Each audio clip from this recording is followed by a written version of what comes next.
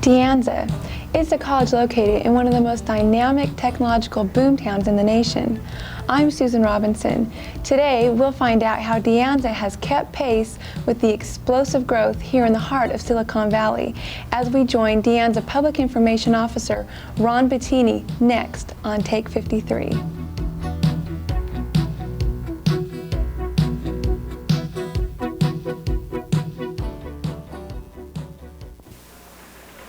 Here at a bank like yours, it's business as usual, thanks to people working together. Some of them mentally retarded. Last year, because of the on-the-job training project of the ARC, the Association for Retarded Citizens, 2,500 people like Nellie Oeda were hired for competitive employment across the country. People you can bank on. Help build the ARC. Hi, I'm Richard Mall. You know, some people think their safety belts don't work. But the truth is, during normal driving, your safety belt allows you freedom of movement. But when you stop suddenly or have an accident, your belt locks in. Hey, buckle up. These things really do work. Safety belts save lives. For more information, contact the National Safety Council.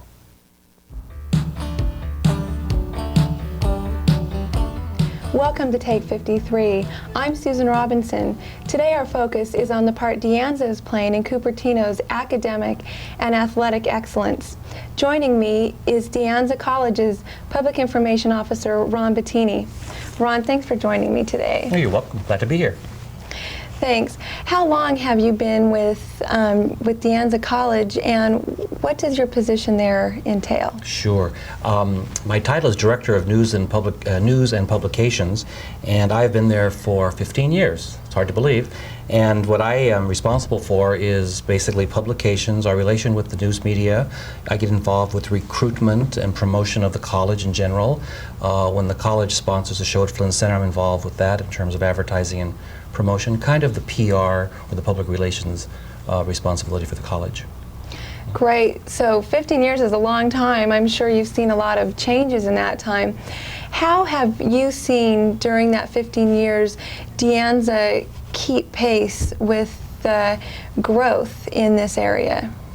I think we've really reflect the growth in many ways. A lot of our programs, we've always been known for the fact that we keep pace with the community by offering classes that people and industry and business want. So since I've been there in 15 years, I've continually seen our curriculum change in the sense that we try to meet the needs of, say, the computer industry or what other industry that has a particular need. In terms of sheer size, we have, when De Anza opened in the fall of 1967, we had about 5,000 students, and we presently have about, this fall of '89, we have about 26,300. So we have, and we're up this fall from last fall about 10%. So I think we are meeting needs just by the fact that we are increasing in numbers. Wow, that's quite an expansion from 5,000 to over 26,000, you said? That's correct, yeah. How would you say this huge growth has affected the community of Cupertino as a whole? Several ways. I know that traffic is probably not, has definitely been affected. We are having 26,000 students every quarter coming into the city in the day and the evening on weekends.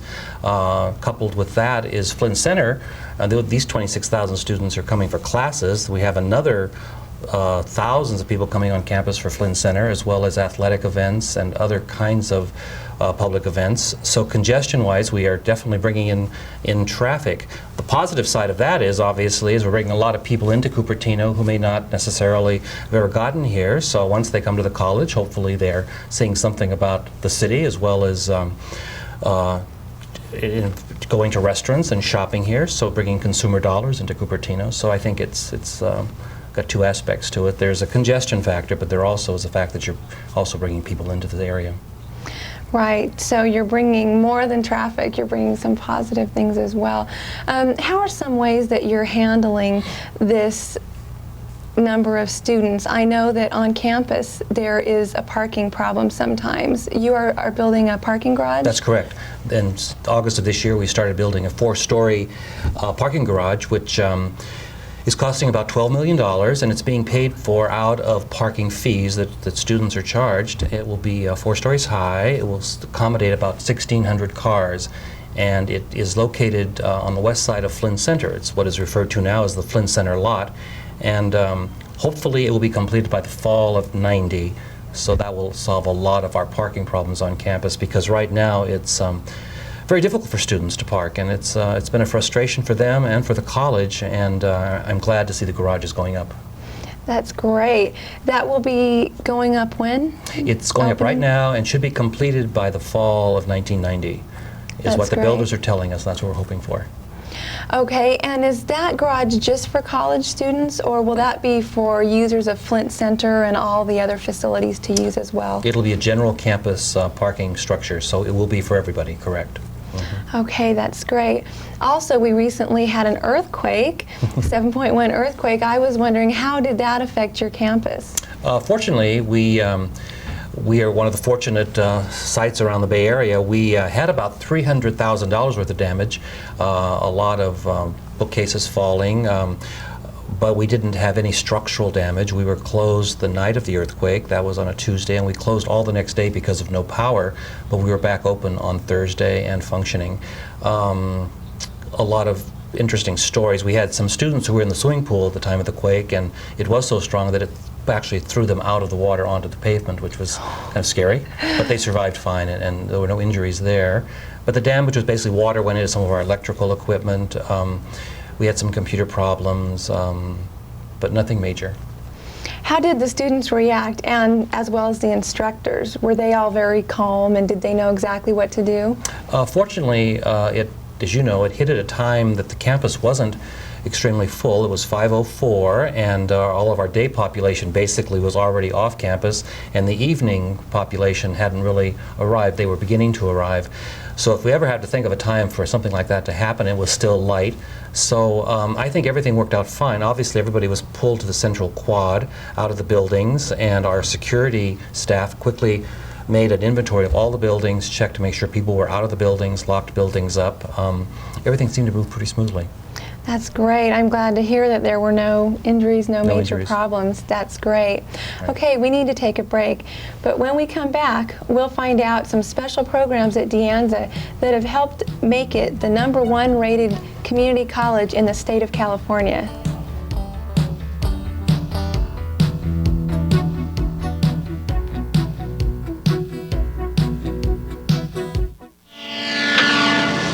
Get up. Safety belt test at 9. Hurry. Not another windshield taste test. Count me out. What? The old pro backing down from a motorhome? Nothing like that. I'm just tired of trying to convince people to wear safety belts. No one's listening.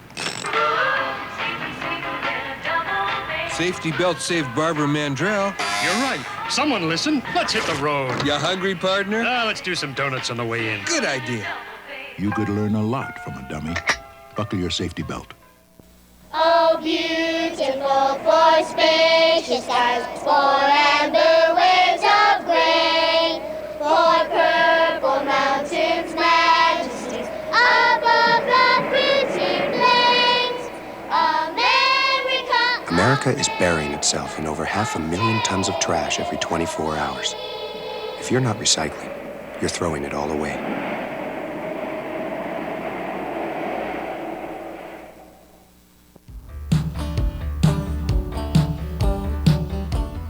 And we're back on Take 53.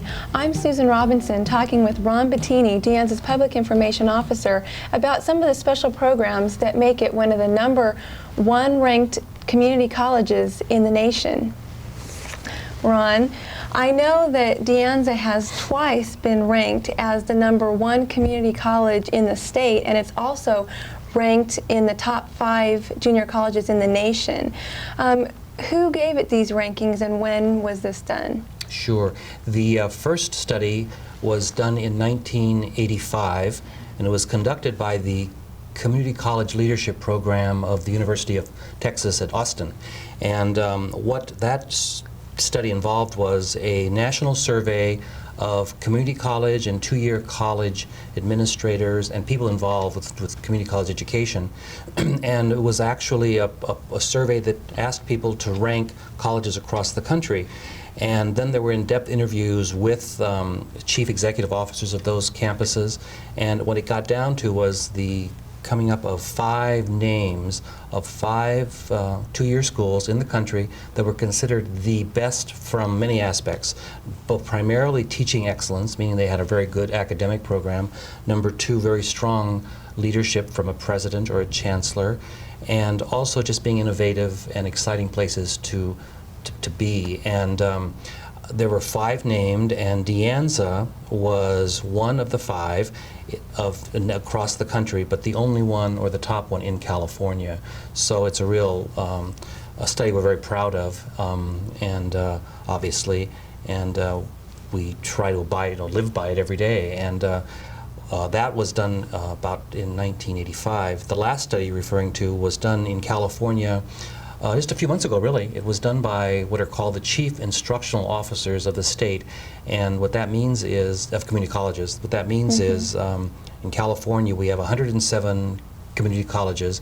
Every one of the top administrators in those 107 schools were asked to rank colleges across the state in terms of excellence. And De Anza came out as the #1 ranked college in the state by those chief executive officers. That's great. Yeah, so those are like peers. Those would be like people who really know California community college education, and so it's a nice honor. That is. But it was overall excellence. That's great. I know you also have some programs that are unique to De Anza. I want to talk about those a little bit. I know you have one program called Middle College. Can you tell us a little bit more about that? Sure. It's fairly new. We're into our 2nd year. It's a program we conduct with Fremont Union High School District. And what we do is take what are called high-risk students from high school. And these would be students who are likely not to graduate from high school or having some kind of problem. We consider them high risk. So what the idea is to take them out of the high school environment, and they're coming to De Anza where their high school classes meet. And once they feel comfortable with their high school classes and all and doing well, they're slowly advised to take college classes. And these are students who may have skills, really good skills, but have other problems. That may be like a language barrier. It might be a low self-image. It could be something, parental problems at home, something that's giving them a problem in terms of succeeding in high school. So we're trying to take them out of the high school environment, put them on a college campus, and hopefully once they get their college classes and they graduate from high school, they will sort of just fall into De Anza and be able to go on maybe to a 4-year school and graduate. That's really what the goal is. So it's called Middle College because we're trying to give these high school students another shot at it. That's great. Yeah. So you actually have special classes there that are high school classes, Correct. Actually, along with the college classes. Sure, and the Fremont Union High School district teachers come to campus and they're given classrooms. Students are encouraged to partake in events on campus, sporting events, social events. So it gives them another feeling besides their high school environment, and it's just a change of scene. And hopefully this is our 2nd year, so we really haven't had a chance yet to really measure its success, but everybody's has very good positive feelings about it. That's great. I can see how that would ease them into the college environment, and they would that would be exciting. You also have another program, the physically limited program, and I have attended classes at De Anza, and I noticed around campus a lot of people, vehicles for people in wheelchairs, as well as a lot of students in wheelchairs. What is the special program, and what special facilities do you have for people in this category? Sure. De Anza's a leader in this area, and probably started about, I would say, 14 years ago or 15 years ago. The campus, as you know, is relatively accessible. It's relatively flat, which right away you're starting off with a very good basic landscape, so that people who do have physical disabilities, that helps right there. What we've done is obviously taken that several steps further in the sense that we are really catering to the physically disabled student. And I've heard different figures on campus, but when you consider the whole scope of physical disabilities, we have something like between 1,600 and 2,000 students who have some kind of physical disability that we're even aware of. And this is everything from the person who may be blind or deaf, or who may be in a wheelchair, to someone who may not be as severely handicapped or disabled. And our goal is to make the college experience one that is very easy for them to get through. So what we do is support them in any way we can. We have transportation, we have vans that will go pick up, deliver students to their homes. We will have special tutoring for disabled. We have special equipment for disabled. So the idea is to set up classes and services for them specifically. Obviously, the hope is that they will sort of mainstream into other college classes, which they do. And so it's always heartwarming at graduation time every year to see, you know, somebody in a wheelchair, or somebody who is blind, or several people going through graduation. And it means they just haven't come there and taken advantage of the physically limited services. They've actually started taking mainstream classes and have gotten a degree. So it's really, and I think De Anza's done a wonderful job in that area. I know they have. And another thing that makes me wonder is, do students who do not have these disabilities, are they able to help out in some way students that are in this program? Sure. We have a lot of peer counseling done by students, and so a lot of students want to help, and we have a large tutorial center at De Anza where every student at De Anza is able to go to. But if it is a disabled student, that person can very well be tutored in whatever subject they want. Our tutoring goes across the curriculum, so yes, there are people helping. We also have a lot of what are called enabler counselors. These are staff members at De Anza who, for example, when a new student comes on campus who may be blind, who will actually go around with that student for several days, giving them a feel of the campus, where the classrooms are, and so these people are really valuable. That's wonderful. So it gives everyone a chance to help out and feel good about that. Also, you have a transfer project. Thought we could maybe talk about that a little bit. Sure. It's called the Transfer Project, and it's also very new. It's about our third year, and its focus is to help ethnic minorities get to college and transfer on from De Anza.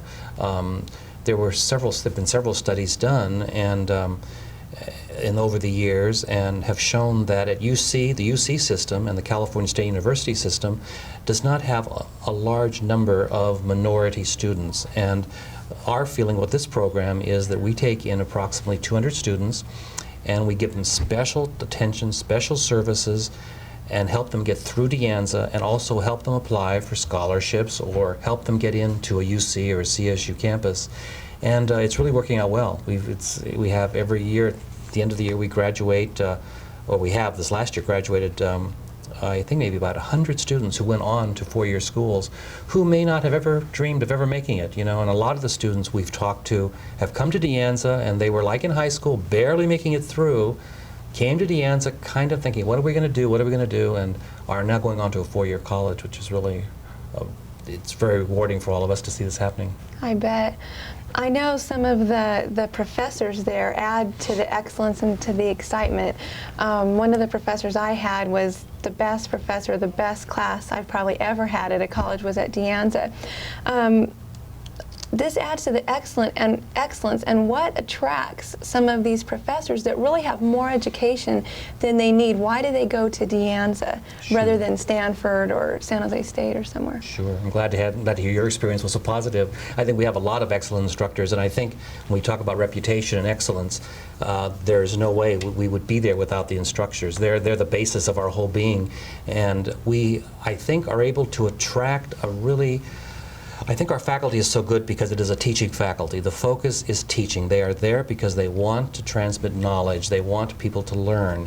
At a UC campus or at a CSU campus, many times faculty members are asked to do a lot of other things besides teach. I mean, you've always heard of publishing or other kinds of endeavors, research, for example. At De Anza, we have instructors who do publish, who do research, all that kind of thing. But their primary focus is teaching, and I think that explains why we are so good at what we do, is that the focus is a real strong focus, and it's teaching. I know that's true. From my personal experience, also you have an educational channel there. Is that channel 29? That's correct. Mm-hmm. And how does that channel work? And does it use students to run the channel? Correct. At De Anza we have a TV center, which is the United Cable Production Center, and as I understand it, your channel 53 here is your community channel where you do a lot of the city, this kind of programming. We have two channels. Channel 29, which is the, we actually produce and broadcast programs over the air classes. And I think every quarter it's something like 40 or 45 different classes that you can take over TV. And then Channel 30 is the public access channel, where community groups like 40 or 50 a year come in and produce shows. So it is staffed by students, but we also have staff, De Anza staff, and it's exciting. It's exciting. That's great. So students can actually watch some of their classes from home on the television set? It's called the Independent Study Program, and by its name it means that you can sort of sit home and take the notes and do a lot of it at home, but you also come to campus for your exams, that kind of thing. But it's another avenue of instruction. We need to take another break, but when we return to Take 53, we'll talk about some contributions that De Anza makes to our community, as well as their athletic excellence.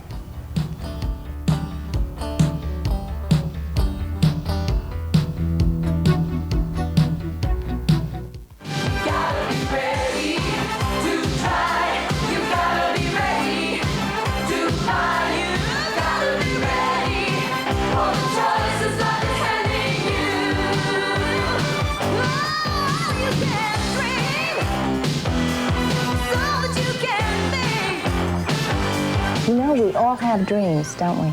And we have to work hard to make them happen. You can prepare for your future.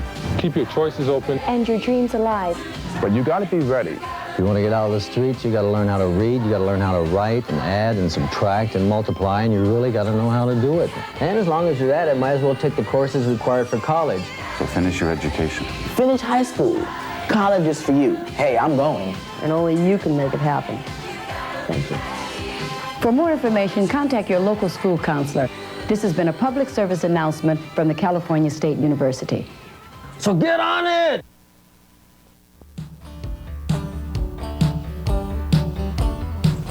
And we're back on Take 53 with De Anza Public Information Officer Ron Bottini. Ron, I also wanted us to talk a little bit about some of the contributions that De Anza makes to the community of Cupertino as a whole. I know that with the high-tech industries here, De Anza does interact with them. What ways does it accomplish this? Sure. In addition to students from the community or people from the community coming to De Anza, we make a real concerted effort to go out to the community and meet their needs in the sense of business and industry. So we have a program called the Business and Industry Government Program, which is we refer to as contract instruction. And through this program, we are going out, say, to the Apples and the other companies in the area saying, what can we do to you, what can we bring to you in terms of educational offerings? So many times we hold classes at these different sites. These may be classes that De Anza offers regularly every year, or they may be classes that are designed specifically for that particular company. For example, if they need assistance with programmers need some kind of a special training, we'll set up a training class for them. If they have a need in learning English as a second language, we will help with that. So I think De Anza is contributing to the area, Silicon Valley and Cupertino, by trying to go out and meet employment needs in addition to people coming to campus. Culturally, we are a great cultural center. We have Flynn Center for the Performing Arts. It seats about 2,600 people, and I think we have something like, I think it's 150 to 200 performances there a year.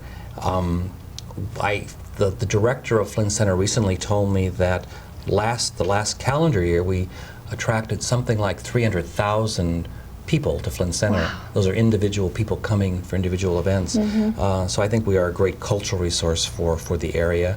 Athletically, we have wonderful physical education facilities, which are generally open to the public. We have a great, if you get there early in the morning or stay late at night, you will see community members running around our track and using some of our facilities. Our classes in PE are heavily attended by community members who are, interested in keeping up physically. So I think we contribute to the whole body, the soul, the mind, the physical being. I think we always talk about ourselves being a comprehensive community college, and I think we are probably doing that very well. So it sounds like you believe in working with more than just the mind. You also work with the physical aspects. Correct. One thing, going back to the way you have classes that are geared towards the high technology industry, so you actually take some of these classes that an industry might request and do them on their job site? Right, exactly. You will do classes? And we'll do them at times they want them. For example, if they want them during working hours, that's fine. If they want them after work, we'll even take physical education classes to them if they want them during the lunch hour or after work. Exactly, exactly. And a lot of our career programs, those 40 or 50 I mentioned to you, real critical to the success of those programs are what we call advisory groups, which are made up of community members.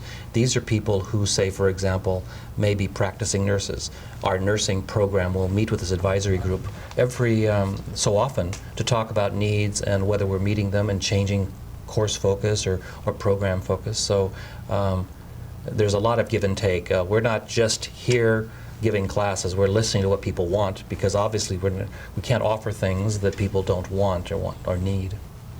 That's great. And you also mentioned your excellent athletic program. One thing that I was curious about, and I think is real interesting, is that the pre-Olympic swim trials are coming to De Anza? Yes, the summer of 1991, I believe. That's great. Now, I'm sure there were a lot of colleges vying for that honor. How did they come to De Anza? Well, there's a Cupertinan by the name of Wally Dean, who is a great supporter of the college and the area, and Cupertino in particular, and what I'm understanding is that he sold sort of this case for having it being held at De Anza. We obviously have a wonderful facility for it. We have 2 beautiful pools, and we have a nice seating capacity, and we've had several U.S. kinds of events, national events at the college, and we look forward to hosting or being the site for the 1991 pre-Olympics. Oh, that's exciting. I know Yeah. that'll bring a lot to Cupertino. Besides just people, it'll bring a lot of exciting, it'll bring income and a lot of things to Cupertino. Yes, hundreds of, it'll be a lot of families coming in. De Anza Day, speaking of bringing people to De Anza and to the campus, De Anza Day is our annual community recreation fair, and that's held the first Sunday in June every year, and we have like 25 to 35,000 people on campus. We really consider that sort of our goodwill gestures to the city of Cupertino because of all the support we're given through the year, and it's really a wonderful family day. I think you've been before, and it's really a nice event. Now, what exactly goes on at De Anza Day? I've heard a lot about it. Yeah. I haven't actually been. Yeah, we've been doing just about as long as we've been open. It's called a recreation fair. We have like all kinds of entertainment, all kinds of sporting events that people can participate in, a lot of good food. We have big artisans fair. It's just a fun day, a lot of entertainment, a lot of musical groups, dancing groups, and it's a fun day. Come this year. That's great, I will. Yeah. Okay, well, thank you for joining me on Take 53, and I want to wish you and De Anza College continued success. Thank you, Susan. Glad to be here. Thanks. And thank you for joining us on Take 53.